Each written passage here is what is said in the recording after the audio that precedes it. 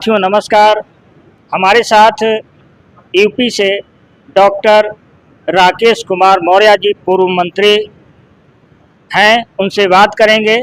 महाबोधि महाविहार का आंदोलन आज करीब हो चुका है और उसमें आज बुद्ध पूर्णिमा के अवसर पर डॉक्टर राकेश कुमार मौर्य जी मंत्री जी उपस्थित हैं। इनसे बात करते हैं कि क्या आप कैसे इस आंदोलन को देख रहे हैं।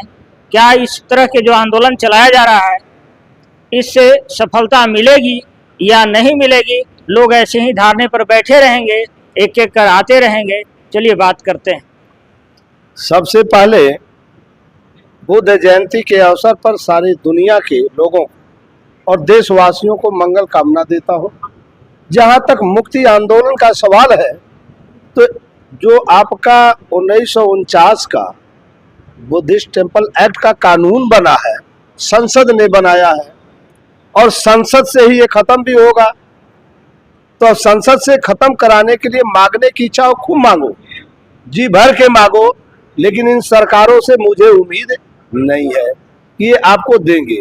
हाँ, एक काम आप कर सकते हैं, खास करके भगवान बुद्ध के वंशज, उनके कौम के लोग, बाबा साहब के कौम के लोग, यानी पूरा अनुसूचित जाति जनजाति, जगदेव बाबू के लोग, पेरियार रामास्वामी नायकर के लोग, फूले साहब के लोग, पेरियार ललई यादव के लोग मिल करके अपनी वोट का इस्तेमाल करके इस पूरी सरकार, चाहे बिहार की सरकार हो या दिल्ली की, इसको उलट करके नीचे मुड़ी ऊपर गोड़ खड़ा कर दे और कुर्सी पर बैठ के पूरा यह टेम्पल एक्ट खत्म करके सारे देश के मंदिरों पर अपना कब्जा जमा दे। ये काम तो आसान है, लेकिन अभी यह काम लोग करेंगे। जहां तक उम्मीद है कि मेहनत होगा, करेंगे। जहां तक रह गया आंदोलन चलाने का तरीका, ये जो धरना प्रदर्शन है, इससे पूरे दुनिया में जागृति आई है, देश में भी जागृति आई है, इसका मैं स्वागत करता हूँ। लेकिन जो तौर तरीका अपनाए हैं मांगने वाला, मुझे तो नहीं लगता है कि मांगने से कहीं कोई सफलता मिलती है।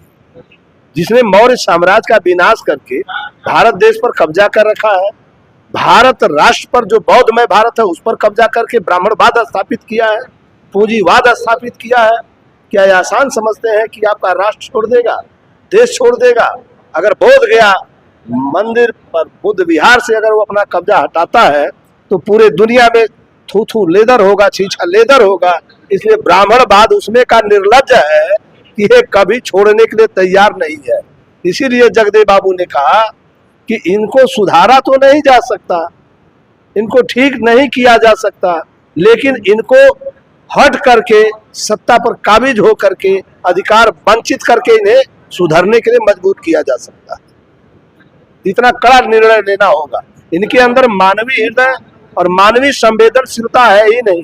पूरा भारत का ब्राह्मणवादी, पूंजीवादी, सामंतवादियों के हृदय और मन में मनुष्य होने का कोई लक्षण नहीं है अभी तक, जो मैंने अपने 59-60 साल के जीवन में परखा।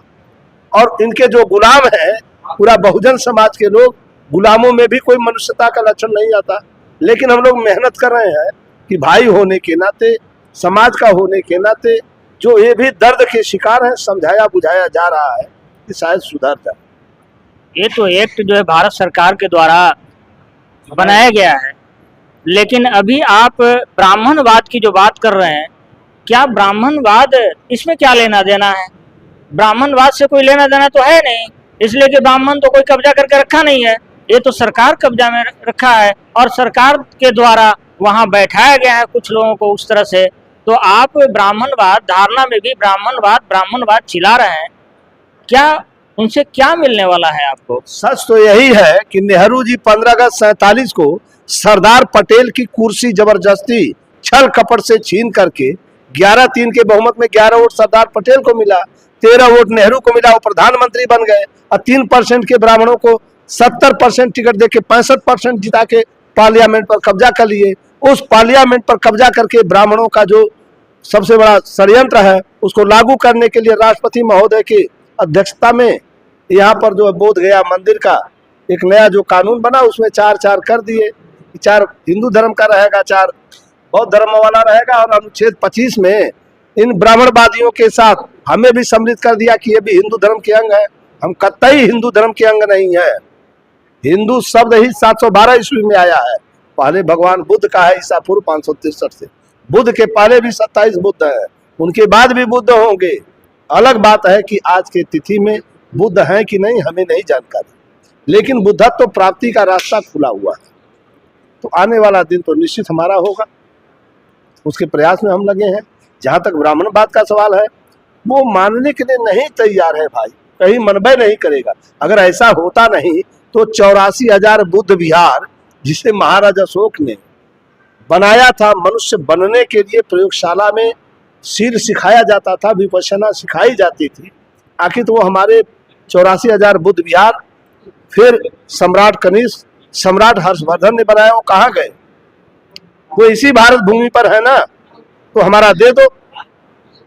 तुम्हारा तो नहीं है तो भी चाहते हो। डॉक्टर अम्बेडकर ने कहा riddles in Hinduism, Ramayana Krishna, Ram और कृष्ण हिंदू धर्म की पहेली है। जब ये है नहीं है तभी तुम जबरी देश में आग लगाए। 499 साल अयोध्या में लड़ते रहे।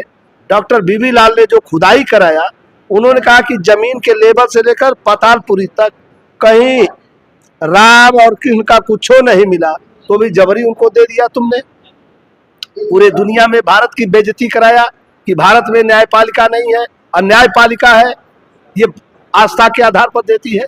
तो राकेश मौर्य भी ऐलाने जंग कहता है, सारी दुनिया जानती है कि अखंड भारत के निर्माता दादा चंद्रगुप्त हैं, जिन्होंने सिकंदर को भगाया, उसके सेनापति को भगाया। अशोका द ग्रेट, जिन्होंने अखंड भारत का सांस्कृतिक दर्शन गढ़ा, चलाया, व्यवहार में लागू किया। ये तो हमारे राष्ट्रपति के सर के ऊपर है, राजमुद्रा में है। और जितना भी हमारे सुप्रीम कोर्ट है, हाई कोर्ट है, जजों के ऊपर भगवान बुद्ध का, राष्ट्रनायक चंद्रगुप्त का और दादा अशोक का लगा हुआ है।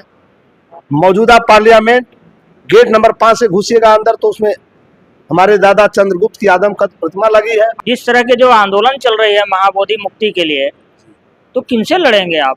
ब्राह्मण से लड़ेंगे या ब्राह्मणवाद से लड़ेंगे या सरकार से आपकी लड़ाई है? सीधे सीधे आप सुन लीजिए, सरकार में ब्राह्मणवादी भरा पड़ा है, आरएसएस के लोग भरे पड़े हैं, इसलिए हमें ब्राह्मणवाद से लड़ते हुए सरकार पर कब्जा करना है। ये मेरी लड़ाई है। वोट के आधार पर सत्ता में आने का जंग चल रहा है और उसी के आधार पर हम जीत के यह एक्ट भी हटाएंगे 1949 का। पूरे देश को भी ब्राह्मणवाद, पूंजीवाद, सामंतवाद से मुक्त करके गरीबी अपमान का समाधान करेंगे। पढ़ाई, दवाई और रोजगार की गारंटी दूंगा पूरे देशवासियों को।